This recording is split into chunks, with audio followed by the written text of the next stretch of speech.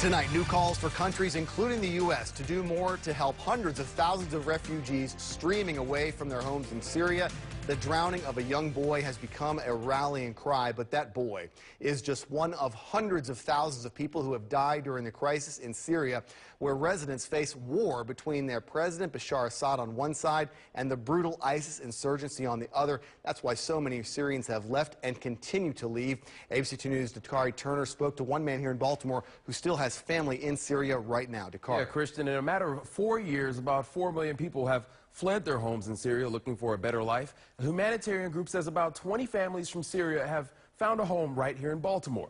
But it's that image of that young boy that's causing some to say there isn't enough being done.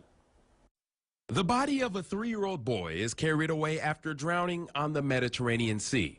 His tiny, lifeless body has now become a haunting image representing thousands of others facing what some call a life and death decision. They are seeking refuge for better life, peace and security. Syrian cities have been reduced to rubble, forcing the people living in them to undertake dangerous journeys searching for stability, walking often for days or crossing seas to find it.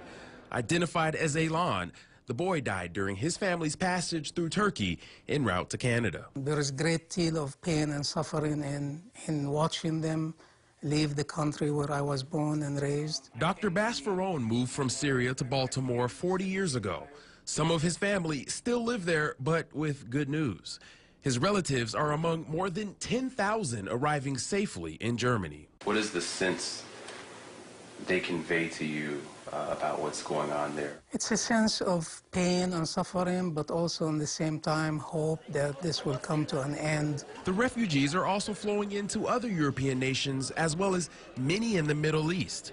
More than 4 million have left Syria since the crisis there began in 2012. Farone wonders when and if larger nations will agree to support more refugees. So far, the United States plans on taking a little more than 10,000. We are the leaders of the world. You know, we are the ones with the highest values. But in Syria, 4 or 5 million refugees and hundreds of thousands have been killed. Nothing is being done. Now, at least one U.S.-based humanitarian group is calling for our country to take in at least 65,000 refugees by the end of next year. Dakari Turner, ABC 2 News.